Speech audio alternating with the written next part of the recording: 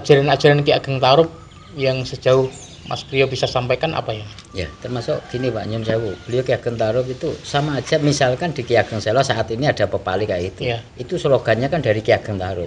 Akhirnya yang ngemas kan termasuk Ki Ageng Selo kan gitu, Pak. Sama beliau Ki Ageng Tarub dulu yang nguri-nguri budaya Jawa adiluhung tadi.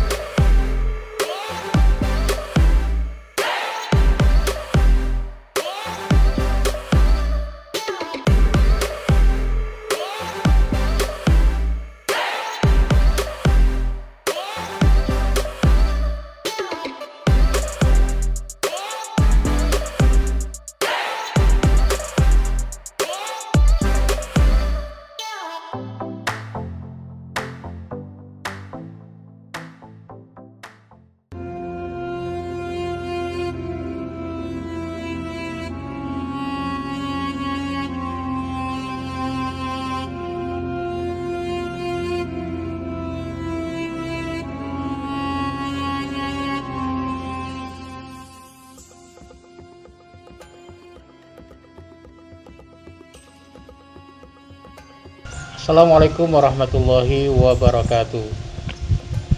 Teman-teman dimanapun berada, bertemu kembali dengan saya di channel Badiatul Mukhlisin Aspi.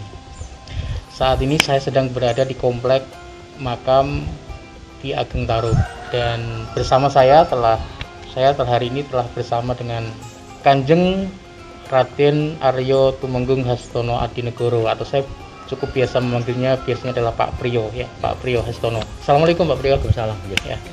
Pak Priyo ini adalah juru kunci makam Ki Ageng Tarub di Kabupaten Grobogan. Itu salah satu objek wisata religi yang paling populer ya, dan sudah memiliki reputasi nasional. Di antaranya adalah makam Ki Ageng Tarub, dan nanti kita akan berbincang-bincang dengan Pak Priyo terkait dengan sosok Ki Ageng Tarub ya, sejarahnya dan hal-hal yang melingkupi beliau gitu ya. Mungkin nanti kita akan membahas tuntas terkait dengan sejarah dan sosok Ki Ageng Tarub. Sebelum lebih lanjut saya berbincang-bincang dengan Pak Priyo, saya akan bertanya dulu mungkin ya, pertanyaan dulu. Pak Priyo sudah menjadi juru kunci di makam Ki Ageng Tarub ini sudah sejak kapan Pak? Ya, terima kasih Pak. Assalamualaikum warahmatullahi wabarakatuh. Waalaikumsalam warahmatullahi wabarakatuh. Selamat pagi ya semuanya. Kita berada di tempat keramat, yaitu di makam Ki Ageng Tarub, yang mana sebelumnya kita menyampaikan sejarah secara ringkas Pak ya. Apapun sejarah Ki Ageng Tarub ini adalah sudah melegenda. Dan sebelumnya saya menyampaikan, perkenalkan, saya sebagai abdi dalam Keraton Surakarta Hadiningrat di zaman beliau Pakubuwono 12 pada tahun 1995. Jadi mulai jadi juru kunci di makam ini adalah tahun 1995 ya? Ya Pak. Jadi ditugaskan oleh beliau Sinuwun Pakubuwono 12 sebagai abdi dalam keraton, yaitu jadi juru kunci Pak. Juru kunci. Perkenalkan, nama saya Kanjeng Raden Tumenggung Hastono Adinegoro. Adinegoro. Ya. Okay. Jadi apapun terkait dengan keraton itu lebih kental banget, karena apa? Sesuai dengan sejarah yang ada di tanah Pulo Jawa Nusantara. Yeah. Yang terkait dengan sejarah Ki Ageng Tarub ini adalah yang menurunkan raja-raja tanah Pulo Jawa Nusantara kan gitu. Termasuk dari awal tuh Mataram Islam. Oleh sebab itu saya ditugaskan oleh beliau Sinuwun ini adalah di Grobogan ini ada sejarah yang tertua yang terkait satu itu adalah beliau Ki Ageng Tarub. Di masa beliau Ki Ageng Tarub ini adalah menyebarkan agama Islam di masa masih hidupnya. Oleh sebab itu pasca itu zamannya zaman Brawijaya kelima Pak. Jadi kerajaan Majapahit terakhir. Jadi dalam perjalanan Ki Ageng Tarub ini adalah beliau ini adalah putra dari Syekh Maulana Maghribi. Nah, Syekh Maulana Maghribi ini kalau ditarik sejarah istilahnya silsilah ke atas itu masih dzurriyyah Rasulullah sallallahu alaihi wasallam. Nah, beliau Syekh Maulana Maghribi dapat istri yaitu Dewi Rasawulan. Dewi Retno Rasawulan itu adalah putra dari Adipati Wilotikto, termasuk adiknya Raden Said Sunan Kalijogo. Di masa dalam perjalanan Alkisah beliau Ki Ageng Tarub ini adalah termasuk putra beliau, tapi boponya tadi kan termasuk ahli bertapa yang namanya Syekh Maulana Maghribi. Di legendanya atau cerita itu kan bertapa ke kalong ya toh. Artinya kan di zaman dulu Bertapa kan kalong itu di atas seperti di apa? pohon Oh, gitu loh gitu Pak ya toh. Nah, Ibu Dewi Rasa Wulan ini adalah di istilahnya ngerowot, artinya dulu di bawah, artinya di bawah itu dalam perjalanan itu beliaunya adalah pertemuan itu karena ada ikatan dengan Raden Said tadi, termasuk Syekh Maulana Maghribi ini adalah ya termasuk gurunya, guru syariat oleh Raden Said tadi, Syekh Maulana Maghribi. Gitu ya. Jadi Syekh Maulana Maghribi itu adalah gurunya, ya termasuk Sunan gurunya, Kalijogo. ya.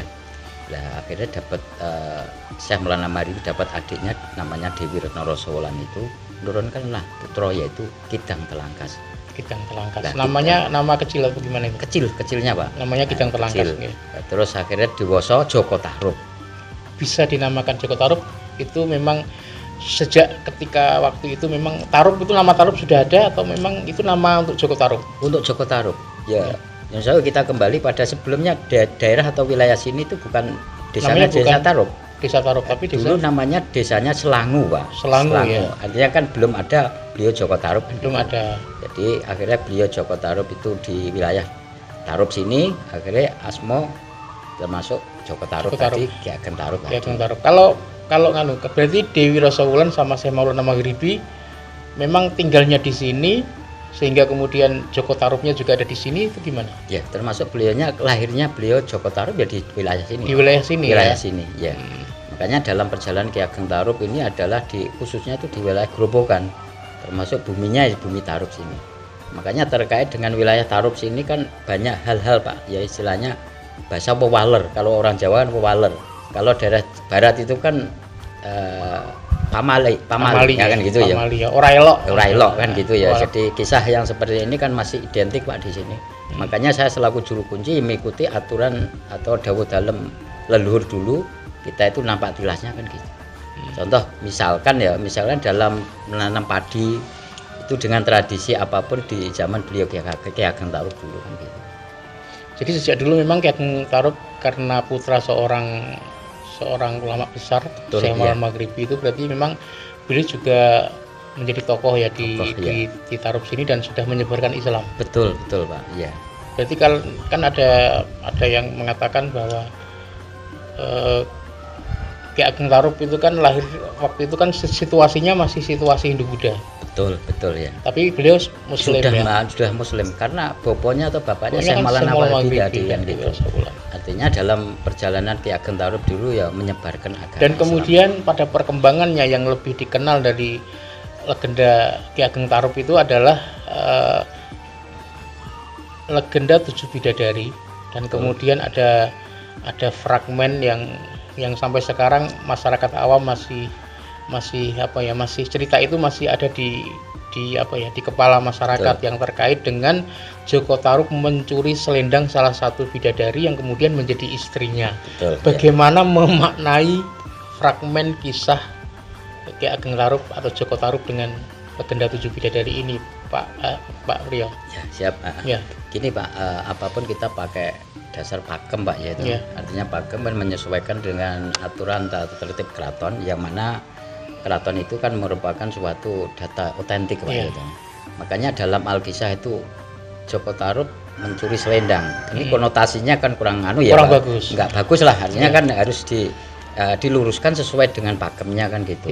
Apapun beliau Ki Ageng Tarub ini termasuk golongannya orang zaman dulu itu ahli bertapa, ahli tiraka dan sebagainya. Apapun Tuhan yang memberi anugerah gitu loh Pak. Seorang bidadari tadi. Di tempat yang intinya ketemunya para bidadari itu, sini ada Pak tanah namanya tanah Perdikan. Itu tanahnya keraton Pak. Jadi kurang lebih dari makam Ki Ageng Tarub itu 1,5 kilo lah. Yang orang di situ dulu adalah bekas sendangnya. Iya betul, bekas sendangnya. Jadi kekuatan yang terkait dengan ini fakta ada Pak itu. Di masa itu ketemunya Ki Ageng Tarub dengan Dewi Nawang Wulan di situ. Akhirnya pernikahan secara resmi Pak, resmi di mana beliau ini adalah secara tradisi Islam kan gitu. Kalau tadi Pak Priyo belum menerangkan lebih jelas lagi terkait dengan makna mencuri. Iya. Bisa dimaknai seperti apa? Artinya gini, kita kembalikan bahasa mencuri itu kan jelas konotasinya Pak. Satu, yang kedua kita meluruskan untuk sejarah ini bahwa beliau kan dulunya saling mencintai, saling menyayangi kan gitu Pak. Mungkin mencuri hati. bisa aja mencuri hatinya aja. begitu ya, mencuri hatinya. Akhirnya mereka saling jatuh cinta. Jatuh Kalau cinta. memaknai bidadari, emang ada bidadari turun ke bumi misalnya? Betul. Contohnya gini Pak, pelangi dari atas ke bumi itu sebetulnya kan pertanda bahwa para bidadari kan dari kayangan turun ke bumi kan gitu. Makanya dulu sering terjadi di Sendang Telogo Bidadari itu lambang pelangi terus Pak kan gitu. Itu ya. Ini berarti artinya dari pakem sejarah Ki Ageng Tarub memang diyakini bahwa istri dari Ki Ageng Tarub itu seorang bidadari. Bidadari Pak. Bidadari. Kanjeng Ibu Dena Wangwulan itu adalah istri, betul-betul istrinya Joko Tarub. Joko Tarub ya, dan kemudian bisa menurunkan putra Nawangsih. Betul ya. Yang menikah dengan putra Brawijaya yang namanya Raden Mas Bondan Kejawan itu. Ya. Raden Mas Bondan Kejawan. Iya, betul. Oke. Ya. Jadi itu nanti ya, itu mungkin bisa di nanti. Kalau kiprah sendiri Pak Priyo, kiprah Ki Ageng Tarub ya sebagai seorang ulama menyebarkan Islam, apa yang dilakukan oleh Ki Ageng Tarub di era waktu itu, yang dilakukan oleh beliau untuk mengajak masyarakat kepada Islam? Ya, oke lah. Yang terkait dengan beliau Ki Ageng Tarub di masa beliau masih sugeng untuk menyebarkan agama Islam, beliau adalah nguri-nguri budaya Jawa Pak, dengan tradisi apa yang di wilayah setempat kan gitu. Jadi untuk mengajak bersama kita itu bareng-bareng bagaimana bisa itu mengikat supaya kita bisa siarnya lebih kuat lagi kan gitu. Makanya bahasa beliau Ki Ageng Tarub itu julukannya kan dengan kata-kata arif dan bijaksana Pak. Tidak dengan bahasa tergesa-gesa dan sebagainya. Makanya Ki Ageng Tarub itu orangnya kan sosok orang santun, ramah, akhlakul karimah kan gitu. Gitu. Ya.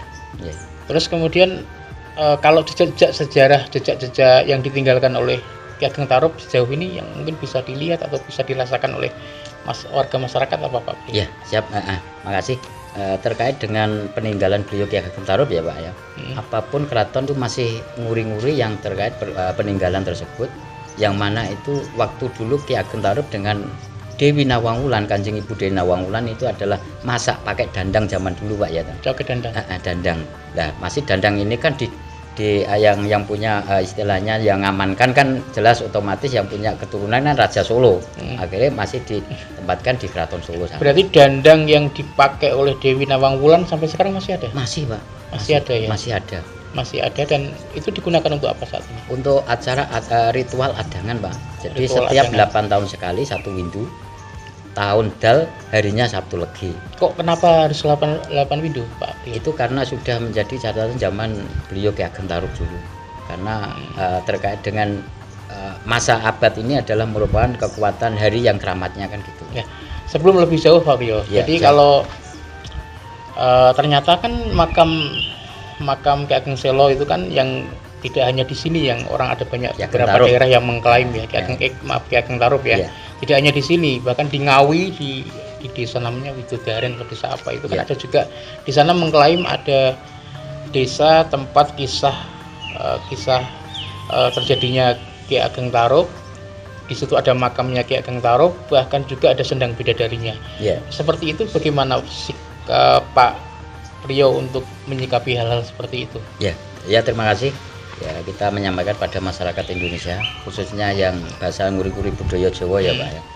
Apapun keraton itu lebih kuat datanya, artinya gini, yang namanya juru kunci Ki Ageng Tarub ya cuma saya sendiri Pak.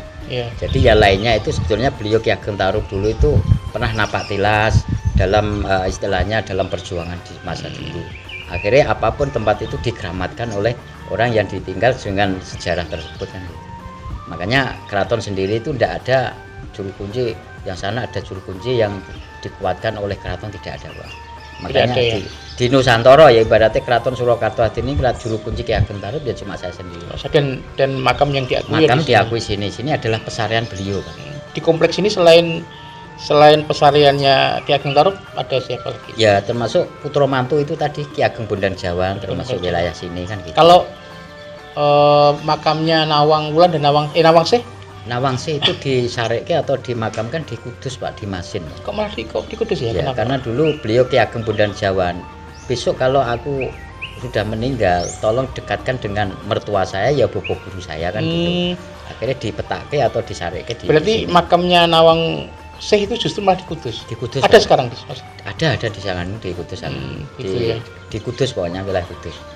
Kalau ajaran-ajaran mungkin kalau Ki Ageng Selo, buyutnya Ki Ageng Tarub, mungkin kapan-kapan juga kita akan mengulas sejarahnya. Itu Ya. kan punya ajaran-ajaran yang ada di dalam Pepali Ki Ageng Selo. Kalau ajaran-ajaran Ki Ageng Tarub yang sejauh Mas Priyo bisa sampaikan apa ya?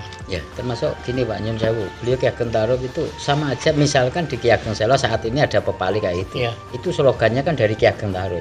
Akhirnya yang ngemas kan termasuk Ki Ageng Selo kan gitu, Pak. Sama beliau Ki Ageng Tarub dulu yang nguri-nguri budaya Jawa di Lukung tadi.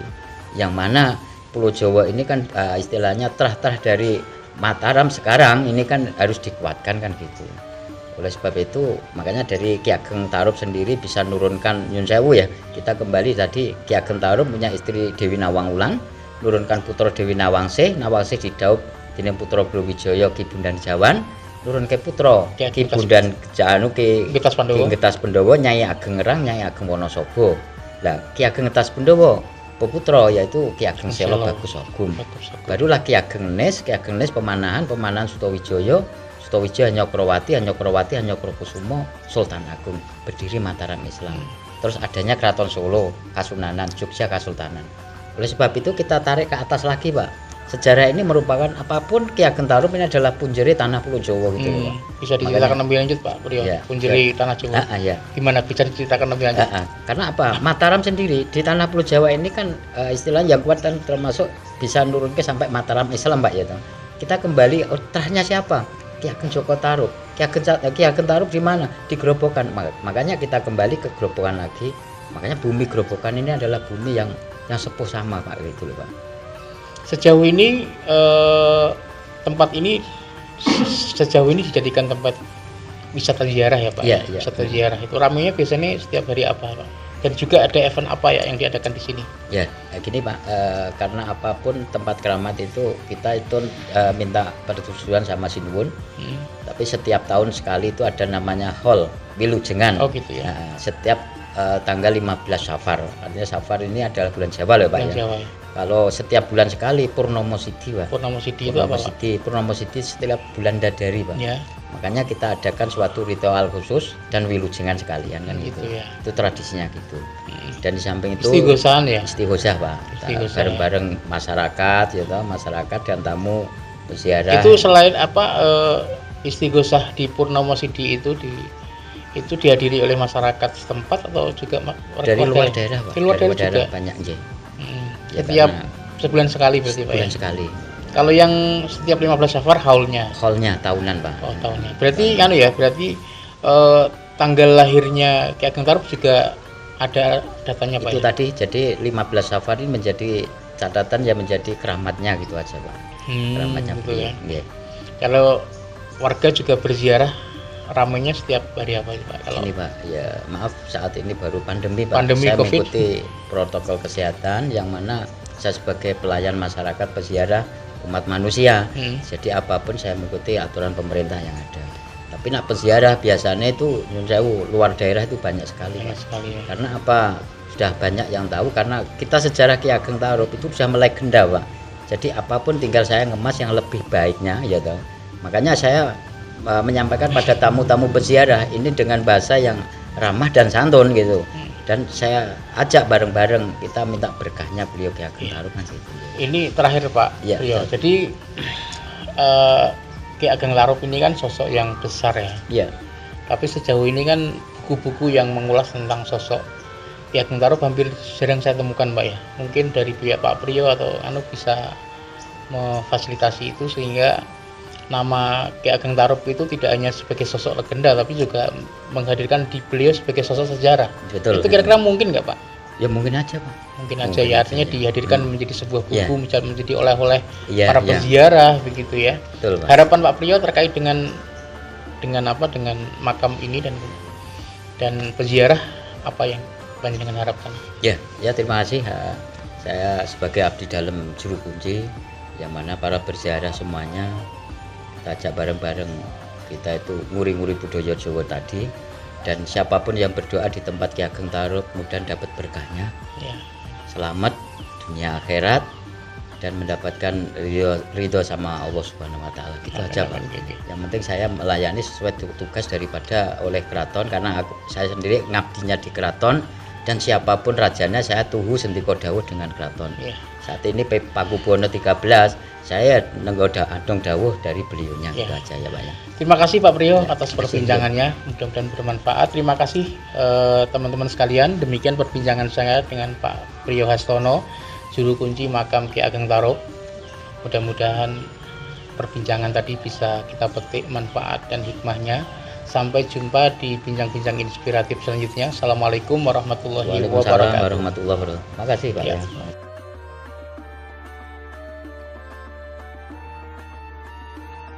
Bapak namanya siapa dan dari mana? Saya Sumeneb, Pak, tinggal di Sumeneb. Nama saya Bapak Misnadin. Ini berhubungan dalam rangka apa, Pak? Dalam rangka saya satu ke Ki Ageng Tarub ini silaturahim dan ziarah sekalian. Sebelum ke sini Bapak sudah mengenal Ki Ageng Tarub? Sudah mengenal sejak dulu waktu saya masih musafir, Pak. Iya. Itu sudah mengenal Ki Ageng Tarub ya, Pak? Mengenal sudah dulu saya. Apa yang Bapak ketahui tentang Ki Ageng Tarub? Kalau saya lihat Ki Ageng Tarub ini adalah seorang waliullah.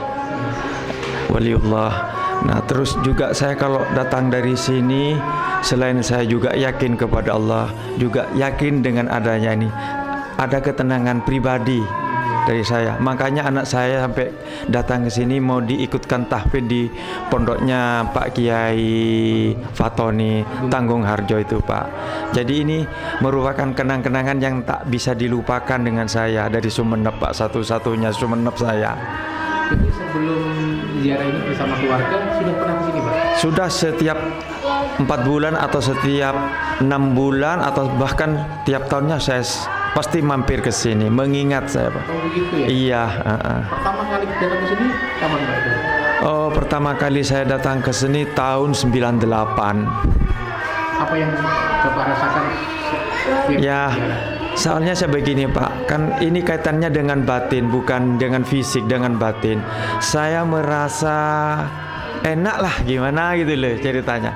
Apakah ini termasuk buyut-buyut saya? Nggak tahu saya. Begitu saya. Terima kasih, Pak. Iya, motor nuwun. Ya, nanti perjalanannya mau ke Ki Ageng. Saya selanjutnya mau ke Raden Songgom atau Ki Ageng Selok. Iya. Fokus Sogum. Terima kasih, Pak. Iya, terima kasih Bapak. Wassalamualaikum warahmatullahi wabarakatuh.